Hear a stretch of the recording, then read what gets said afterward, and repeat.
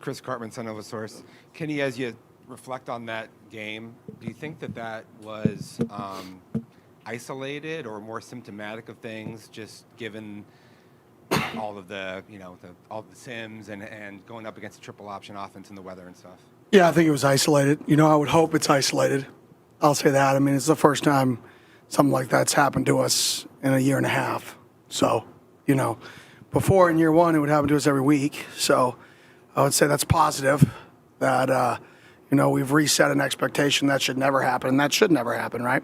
So I would hope it's an isolated incident. And yeah, I mean, they whipped our butt. I mean, you got to give them a lot of credit. I mean, that happens all across college football to some extent, is a team comes in and they absolutely whipped our butt. And so, given what you're just saying there, does that change how you talk to the team and what you do moving forward? No. I mean, I believe in who we are. I mean, we're a 4-2 football team. We're 2-1 in conference. I mean, I'm pretty happy with where we're at this time of the year. I know, external people have their own opinions on where we should be and all that, but I have my own opinions as well, and I'm happy with where we're at. We're in a position to achieve everything we wanted to accomplish. Coming into the year, we just got to be the best version of us. I mean, last year we started conference play 2-2. And we're 2-1. We're playing with house money compared to last year. So I think you got to keep things in perspective. A lot of the times, and the perspective can't be external, has to be internal. What do we have to get better at? Well, we struggled tackling, and we're still struggling in the low red zone. We had 2 drives in our first 3 drives that went 17 plays versus Utah. If you would have told me that, I would have been fired up. Wait, we had 3 drives in the first half that weren't 2-minute, and 2 of them went for 17 plays? We're right where we want to be in a rain game, right? But we obviously weren't, right? So that's the bad part, is the second part. We got our butt kicked. Hey, Kenny, Blake Neiman, Fox 10 News, Texas Tech undefeated top 10 team coming to town this week. How critical is this game to the broader implications of your season? It's just another game. Like I said, last year we started 2-2 in conference. So I think if you get focused on this game is this and that game is that, you're focused on the wrong stuff. Every game is the most important game every time you play it. And some days they're going to get you, some days you're going to get them.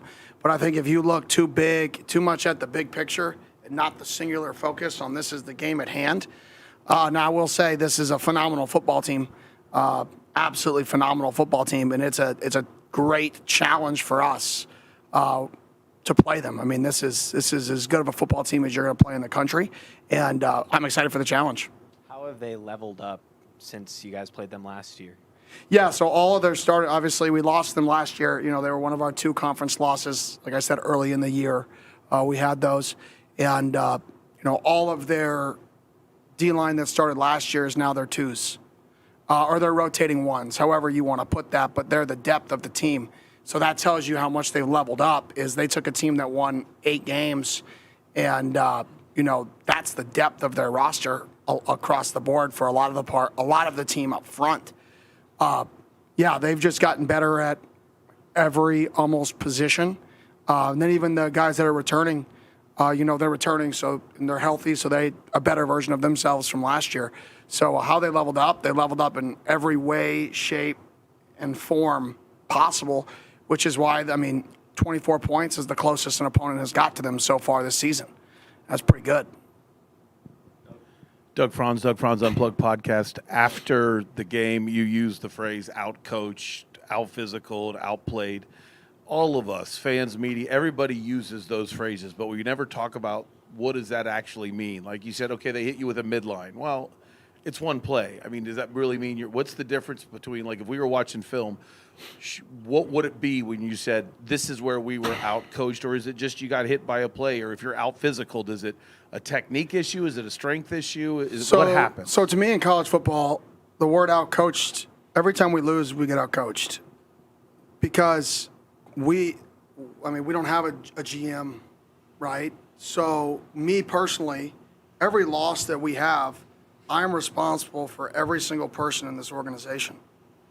So it doesn't matter if we miss a tackle or if there's a bad scheme or if they get us schematically. It's outcoached.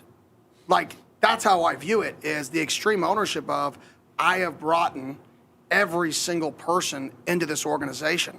So if we miss a tackle or if we don't make a play or if we have a bad scheme or something like that, that all falls on me. So maybe out-coached isn't always the perfect term, but at the end of the day, everything always falls on me. So when we have failures or we don't hit an expectation, for a multitude of reasons, it's my fault. That's what I mean by out-coached, is there's nowhere else to, like, who else do I look at? Everybody's here because of me, right? Which means everything falls on me, and it should. Like, every bad thing ever said about this program should fall directly on me, not our players, because I brought them here. That's our job to put them in the best position to succeed. And that 100% is on me. So that's what I mean by when I say that. Hey, Kenny, Max Spanner, Walter Carter, Sports Center. Hello. Most importantly, you talked about Baron Morton being able to kind of expose your defense a little bit with the short game and that sort of thing. McGuire and his staff are going to be kind of preparing for two quarterbacks, as will you. What have you kind of seen on film already with what Will Hammond is good at from an athletic standpoint, and how different is it going to be from what you saw maybe with Morton last year? I mean, everything. He's really good. He's a really good young guy. You know, like they said, they have him on a 2-year deal because they, you know, obviously the resources combined with they believe in him. They knew that, you know, this is a guy that's going to be their future, and he 100% is their future there. And he's a phenomenal player. He can make all the throws. You saw him do that at the end of the Utah game. You could see him scramble, make plays with his legs. So he can really do it all. I mean, he's a heck of a player, and he's only getting better. And then a quick follow-up to that on the other side of the ball, Rodriguez, the amount of guys that they just have had that have been able to spread the field wide, it seems. What have you just seen from this defense on film in comparison to last year that may have silenced you guys in the run game last year in Lubbock, but how they could maybe attack you differently? Yeah, well, new defense coordinator who does a really good job, obviously came over from Houston. Who was at Houston last year, and they did a really good job on defense at Houston. They're multiple. 4 down, 3 down, bear, pressure, no pressure, cover 1, cover 2, cover 3, cover 4. You know, sometimes you play teams and you kind of know what you're going to get. Definitely not that type of team. Lets his guys play free. And they have, you know, really, really good personnel that play free and play twitchy.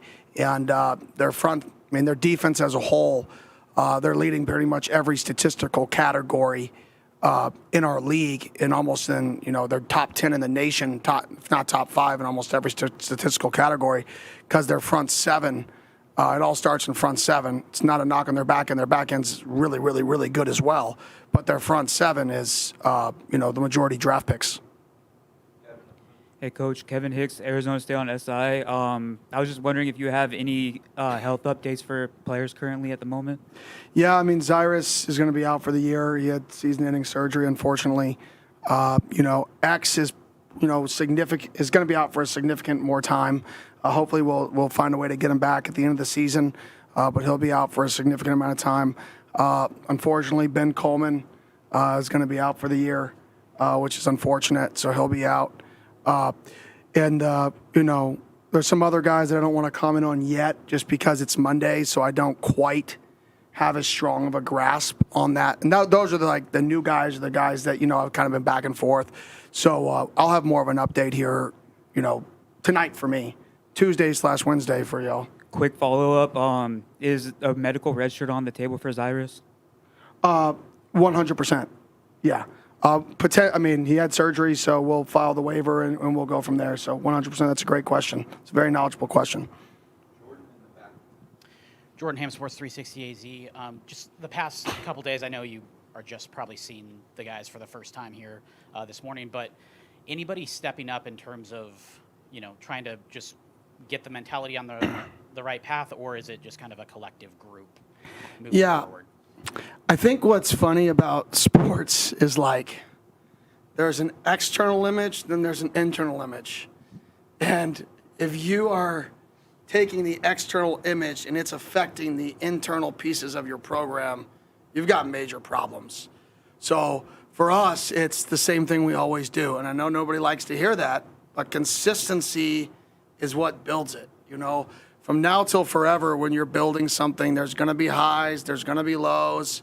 You're going to fly sky high and win a game like a conference championship by 30, and you're on top of the world. Then you're going to lose a game by, like, what the heck? It's because you're still building it. You're still getting there. You're not you're not there yet, right? And everybody wants it to happen so fast. Yeah, we're 4-2. Feel pretty good about that, right? We have all of our future ahead of us. So I don't think it's as dramatic of a scenario as people kind of want this to be. There's a lot of teams in the country who wish they were sitting in our position right now with the entire season ahead of them and all of their goals achievable. So I just don't think it's as, not quite as dramatic as we wanted to make it, unfortunately, for the media, Hey, Coach Damon Allred at Arizona Sports. You faced him last year at Texas State, and he was credited with recruiting Cam Ward back at Incarnate Word. How impressed have you been just with Mac Leftwich's first year up in Power 4? Yeah, he's been phenomenal. He was a guy that, to be honest, he was a guy that we interviewed for the job here because he worked with Sean Paul Brophy, a guy I'm near and dear with, and he absolutely hit it out of the park. I just wanted a guy with head coach experience, but he was an absolute stud. He was a stud at Texas State last year. His dad was a stud in this profession. He grew up in this profession. He's been a stud there at Tech. So he's an absolute superstar. He's a future head coach, 100% for sure. Like I said, he's done a phenomenal job there. And then quick follow-up. I presume you're locked into the season at hand and week at hand, but as your name pops up in coaching searches elsewhere, do you have conversations internally with the players or anything like that about that? No, I don't even know. I thought I was talking about being fired. I didn't know I was talking about that. My brain doesn't process that. No. Coach in the back, Craig Fouy, ABC 15. What's going on with Sam Levitt? Status quo. We're going to find out more Tuesday, Wednesday. I know people think like there's no gamesmanship here. This is just purely being honest. And sometimes when you're honest, people create fake things because sometimes honesty is just rare. So I think the fact that we're being honest with this situation is making people uncomfortable. The reality is he's day-to-day. We're going to find out when we move him around on Tuesday and Wednesday's practice if he's good enough to play on Saturday. So I'll have more of an update come, mid this week. I think what's got everybody concerned is he played a week ago, he had a bye, and then he came out, he practiced Tuesday, Wednesday, then he wasn't good for Saturday. That externally looks like what Yeah, happened? I would agree. And then I would say anybody who came to practice, did he move around at those two practices on Tuesday and Wednesday? Did he run? The answer is no. He only threw drop back pass, no scrambles, no nakeds, right? So, yes, did he practice? Yes, but it wasn't full practice, right? And then we made a decision because Jeff got all the reps in the bye week. Sam sat out. Jeff got all the reps. We wanted Sam to get reps on Tuesday and Wednesday, thinking he was going to play. Didn't progress like we thought. So we said, okay, well, Jeff's the guy. Obviously, without a bye week, that decision of Sam's going to have to happen a little bit faster, and we're going to have to mix reps more this week in terms of who's going to, go. We'll have to make a little bit quicker decision.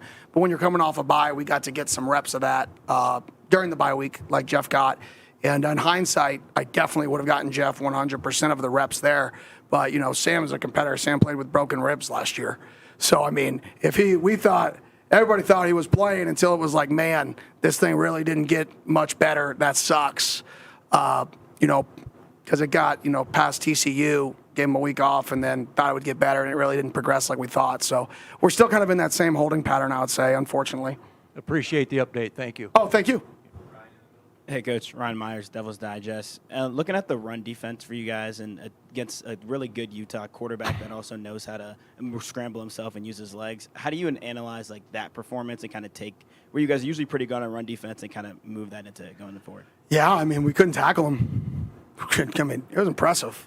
It wasn't fun to be on the other side of not being able to tackle somebody, but we couldn't tackle him. He averaged 12 yards carry.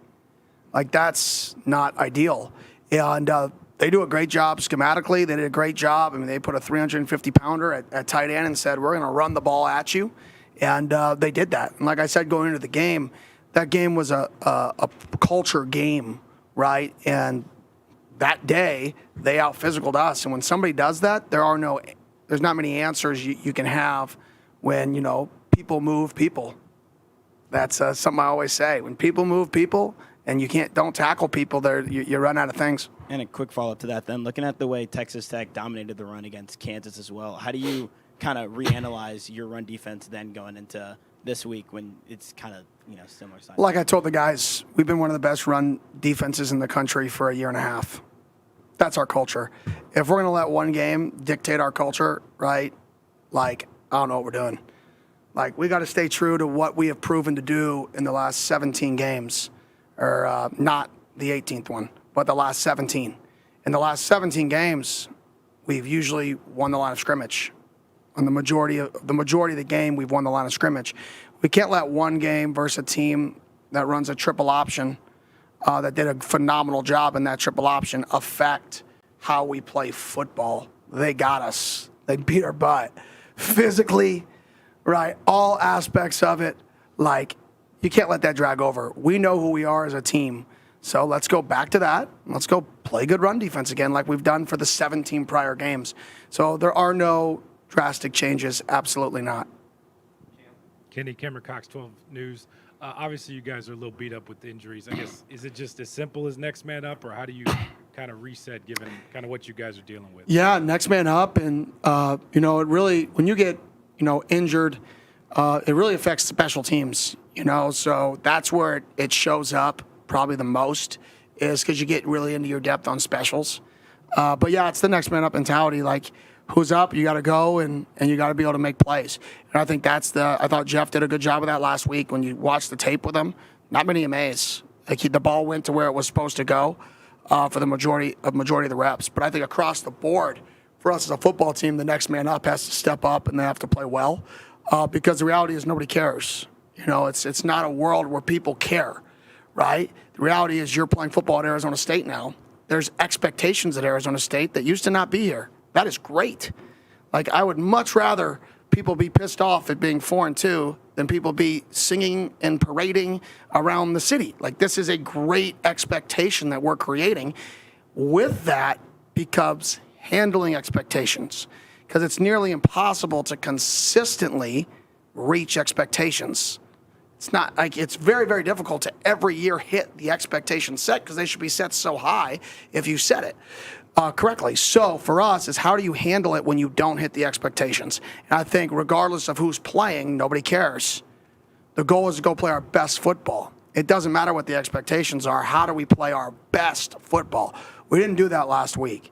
We got to go do that this week.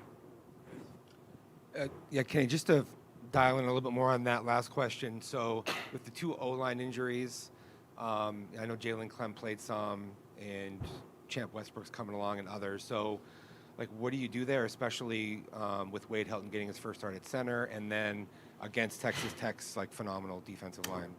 Yeah. You guys just got to go out there, and it's a good challenge. I mean, to be honest, like, you got to protect your edges. Like I said, they have, 5 to 6 defensive linemen, according to people that are going to get drafted, which is impressive. Like, that's a positive for them. It's a lot of guys going to get drafted from a front. Linebackers are top notch. They're just good across the board, but specifically that defensive line, they're really talented, and we got to be able to protect our O-line so they're not just isolated. Like, the game of football is not just one-on-ones on the perimeter. It's also the one-on-ones in the box, and we've got to be able to shield our guys to create the best matchups there as well. How do you feel about where Wade, Jametto, Jalen Clem, others are at and their ability to do that? Yeah, like I said, I think they're getting better every single week. I think Wade moving to center was because he produced. I think Clem getting on the field 2 weeks ago was because he's shown to produce, and he played pretty decent in the game. I was happy with how he played when he went in. Like I said, we moved the ball. We just, once again, the goal is to score, not move the ball. We just aren't scoring, which is unfortunate when you move the ball and don't score. That sucks. You have 8 possessions, and I think all of them but 2 were over 7-play drives or something like that versus a good team, and you don't score points. It's like, golly, we've got to stay out of our own way, and we got to hit some explosives. One thing, we hit 0 explosives in the football game. You can't win a game versus a good team hitting 0 explosives. What about the O-line injuries that you had? Maybe some of them maybe were questionable, but that's hurt you on drives. Yeah, obviously, you got a new guy in the first play, you get a holding call. Now should be 2nd and 5, and it's 1st and 20. Versus a good team in the red zone, that's not ideal. But at the same token, like I said, all of it, everything that happens on that field was somehow associated and affected by me. So we, myself, our staff has to find a way to, how do we put our guys in the best position to be successful in the current state that we're in and rock and roll. And I've got a lot of confidence in our guys. I got a lot of confidence in our football team, regardless of who's hurt, who's out. Like, I think we have a good roster. I think we have a good young roster. I think some young guys are going to have to step up like they are. And you got to grow up fast versus one of the, in my opinion, top 5 team, a team that can win a national championship this year. We're going to have to grow up fast, play in a great home environment. I think that was our first conference loss in 8 losses or something. I think we were breaking the record. We had the most. So we got to get back on that track. We have a good home streak. We'll see what happens and go play good football. Kind of feeding off of that, with this being a day game, first home day game of the year and coming off a loss, what's kind of the message to the fan base this week? Yeah, we got to have an advantage. This is a really good football team. This is a top 5, or well, I don't know what they're ranked, but they're a top 5 team in the country. We just played Utah, and they beat Utah. And I think Utah is one of the top teams in the country, so they're definitely a top team in the country. So we need to be loud. We need to be fiery. This is an absolute game-changing, environment that we can create. The last time we had a home game, the opposing team said we created an advantage. We need to create that same advantage this week. And I think that's the challenge every home game is this is a place where people show up and it's loud, it's fun, it's exciting, and it's sold out. I'm pretty sure most of our games the rest of the way are close to being sold out from that perspective, which is awesome. Now we got to go play good football and close this thing strong. Hi, Coach. Luke Lumler, Sun Devil Source. When injury bugs hit teams like this, the common phrase is next man up. I mean, you just said it. So what can the player-led culture that you've talked about so much, what can they do to kind of realize that and not have next man up just be coach speak, player speak, and actually see that through? Well, just because, next man up, that doesn't mean you're going to get the equal production. Right? Next man up is not like players are players. They're people. Some have better skill sets than others at certain things. So the term next man up is just the term of, that's the new guy. Let's rock and roll. In terms of like how they go about their business preparing, that's where the leaders can really step up. Like, hey, we need you to come up on this day. We need you to come over to our house because we're going to watch pressures on Wednesday or whatever, right? I think that the preparation piece is where the vets can really help the young guys. And now that you're a starter, hopefully they were already preparing like that as a 2. But now that you're the guy, what are the next steps to that in terms of growth and being able to perform at your best? I think that's where the leaders can really step up, not from a physical play perspective. Our guys want to win. I can promise you that. And what does it say about the culture that you've built that you have this level of confidence in how players can kind of call guys into film rooms and meetings and make sure they are prepared for the game on Saturday? Yeah, like I said, I think we're in a really good spot as a football program. We're not as a good spot as a football team on Saturday night, right? But we're in a good spot as a football program. And it's my job to keep the program going in the right direction, right? Not the game. Obviously, we want to win every game, but you can't let one game affect your program, right? If you look, Utah lost by 28 points earlier this year, right? And then they come down and beat us by 30-something, right? If you get so lost in that over and over again, what happens if we lose by 14? Is there a panic? I don't know. Now there's a whole different narrative. We're 2 plays away, 3 plays away, right? That's the nature of football. So you can't get lost. It's definitely a reality check because of the physicality, not the score. The way in which we lost, we have to respond to that. That's the fix, is we got to get back to being that physical football team that tries to win the line of scrimmage. And we did not do that, and we didn't even come close. Kenny, bouncing off Ryan's question about the running game, watching a lot of the discussion, not just this week, but the past few weeks about Cameron Dickey, shorter than average, bulldozer, finds easy gaps, not necessarily the average size running back. I'm assuming you probably heard these adjectives before. What necessarily have you seen on film about Dickey maybe reminds you of players maybe you've possibly had in the past, and what challenges does he at least present himself individually? Yeah, physical runner, will run you over, will run through you. Great contact balance. So I think when you have the ability to run through you and have great contact balance, if you try to take him on not square or you don't try to tackle him, he's going to bounce off you, right? So you have to be able to tackle him, but he's going to run through you sometimes and he's going to make you miss others. So I think the balance of his physicality his pad level, and then his ability to have great contact balance is what makes really, really good running backs, and that's what he is he has those three things. But does he remind you of Scat in any way, physically, or just watching him on film, or nothing? Yeah, I mean, there's obviously some similarities from that perspective. They're both similar type players, 100%. They're similar type players. Coach Michael Caracino, Pitchfork Lunch. I know you said after the game, obviously, how fast can you wash a game, but with the leader, obviously the returners you have back and the leaders you have back, how does that help in obviously making the young guys bounce back quick, and just what kind of advantage do you feel? And what do you look for at practice coming off, obviously, a game like this, but from your leaders and just bouncing back? Just going to have a good practice, like the focus and energy. Like we don't need to change anything. I mean, we've got a proven way to be successful, right? One game does not change that one way or another. So I think it's just how do we get back to doing what we know is necessary and how to win games. The preparation, going back to square one and doing the same thing, and how you prepare. Like I said, I wish there's a magic potion that there's not. It's the process. We got to go back to the process, and we got to thud a little bit more in practice. When you're dinged up, you can't really thud as much in practice, but we probably need to thud more even though we're dinged up. It's that fine balance of, do you practice and tackle and get somebody hurt when you're dinged up? Or do you not practice tackling and then not tackle well? Oh, man, that's a tough battle. So I would say from my perspective where I can be better, because that's always what I look at when you fail. It's not, oh, you failed, it's why you failed. And I always look internally. Maybe I, as the head coach, need to have our guys thud more, tackle more, regardless of the injury, kind of than the depth scenario. We still have to tackle at times more than we're doing now. So it's more thud, more tackle is a way that I think I can improve our football team. And that actually kind of led to my follow-up. I was going to say, what's the toughest part about that fine line in between? Because, I mean, all teams, obviously, like you said, throughout the country are dealing with it this time of year anyway, but what's that fine line for you as a coach to look at that? Yeah, you don't know unless you win or lose, unless it works.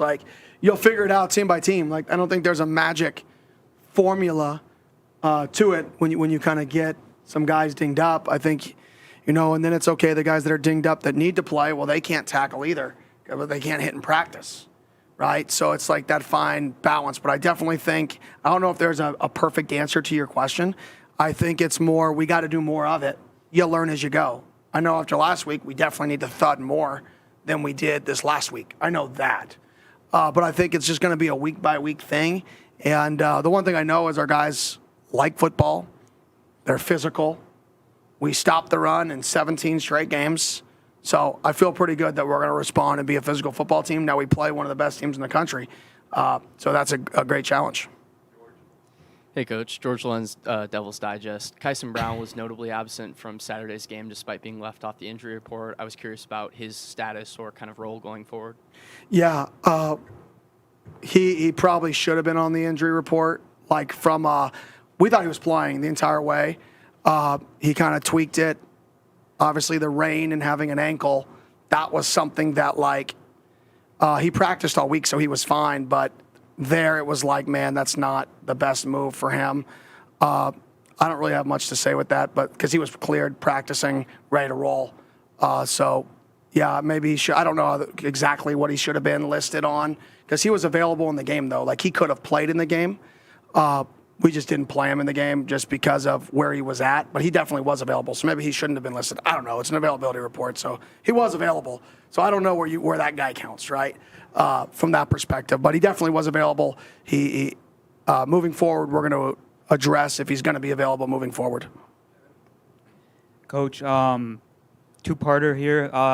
Part one, have you ever had a chance to cross paths with Coach McGuire before you met last year in Lubbock? And part two, how much respect do you have for a guy that took over a program that was kind of in limbo when he took over, and he's taking them to new heights, kind of like what you've done here in Tempe? Yeah, I mean, he's had a lot of success winning football games at all levels. I have a lot of respect for him. He's a really good person. His wife's a really, really nice lady. I've met her a few times at some of these head coaching events, so I've got a lot of respect for him. I mean, where this program is now, this program as a whole is all in. And, he's all in. He's done a phenomenal job. building a roster and building a football team. But they're definitely a program that's all in. They're definitely all in to win now. They're definitely all in to win in the future with the types of investments they're making. Yeah, I got nothing but respect for him. I think he does a phenomenal job. He's a really good person. Yeah, Coach. Obviously, Jeff had to play in some really awkward circumstances, not only because starting late and also the weather. Put up a pretty good performance from what you claimed on Saturday. What do you make of not only how he played, but the passing game as a whole, really having to deal with all the weather issues going on? Yeah, I mean, rain is rain. I mean, not ideal for a passing team or for a team, with, some of your best player being a wide receiver. That's not an ideal scenario, right, from that perspective, but still plays that could have been made out there. We've got to improve that. I thought Jeff threw the ball where it should go. A few times, the ball was probably overthrown or something like that a couple times. But for the most part, I thought he played really, really well. He didn't take early down sacks when we were in real offense. When you get down 28 and you're at the end of the third quarter or whatever that is, you're not in real offense anymore. So to his defense, he really only played 6 real drives. And most of those drives were extended drives that he made the play when it was necessary. So even through all the negative, there are some positives there. And but I was really pleased with how he played, and I got a lot of confidence in Jeff. Mine is a Jeff question too, but I was following up with Chris when he said next man up, and you said, hey, everybody's got strengths. You might have just answered it, but what are the strengths of Jeff Sims that you see? And then do you mind I know you won't say strategically, but talk about your conversations with him post-game or Sunday, or I don't know if you talked to him today. Like, he's a backup quarterback, so limited reps. You got to have an expectation at that level, yet he's not a redshirt freshman either. What were the conversations like? Yeah, I mean, my conversation was I was proud of how you came in and played. Like, he was definitely not the reason for the result. I can say that with a lot of confidence. No, we didn't, 17 opportunities, in one-on-one balls, and just the rate of winning wasn't high enough, whether it's for a variety of things. So for us, we got to be able to be better in those scenarios. But conversations with him is, listen, you threw the ball where it was supposed to go. You were on time. For the first 3 quarters, you didn't take early down sacks. You managed the game. You got us out of negative plays into positive plays. We did a lot of positive. I mean, we're 2 fade balls in the red zone in the first 2 drive or away from the first 2 of the first 3 drives in the first half being touchdowns. Like, you're that close. So we're literally 2 man throws away in the low red zone from 3 drives, 14 points.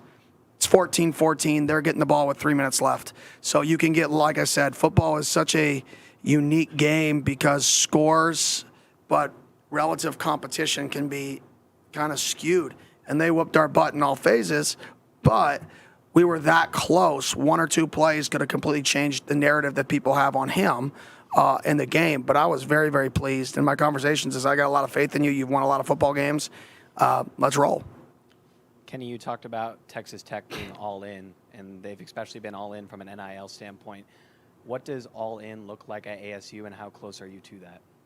Yeah, I mean, I think all in is constantly changing. I think all in is saying wherever, the top end is, we're gonna get there. I think so. Whatever it takes, I guess, is all in, and that number's changing, and that's what all in is constantly changing. It's like the person, in seat 1 goes all in, and the other person's like, I like my hand too. I'm all in. Another $100 in there. Third person's like, you know what? I like my hand too. $400 in there. Like, I'm all in. All in's changing. So I think in college football right now, all in is constantly changing. So where are we from that? It's a moving target. And you got to be willing to adapt and move and do what's necessary to hit all in. And them as a program, they're definitely all in, from their facilities to Coach McGuire, his staff, the team they've put together. They've done a phenomenal job, and their program's all in. And you can see the results. And like I said, I'm excited. This should be a fun game, fun environment, and I'm ready to rock. Thank you. Max. Not Max. X.